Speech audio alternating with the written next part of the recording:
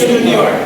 at katangahan ng Manilin sa Nangangara sa mga papel na ito from Northern Samar Division. Muti, ito ay sumasagisag sa dangal, dedikasyon at marangal na tungkulin ng bawat gurong Pilipino, lalo na dito sa ating banda sa sangay ng Hilagang Samar.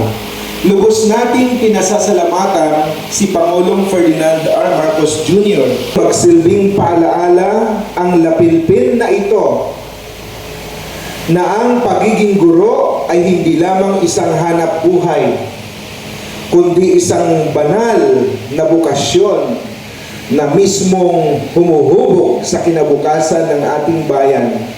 Habang ito ay ating isinusuot ng may pagmamalaki, lalo po nating pagtibayin ang ating panata na maglingkod ng may integridad, may malasakit, kahusayan at pagmamahal sa bawat mag-aaral.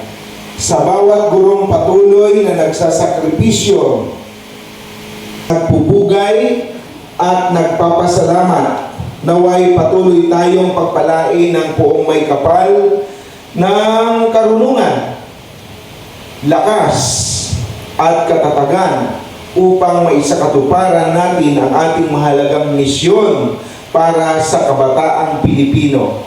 Maraming salamat po. Mabuhay ang mga gurong Pilipino, Lupad Norte.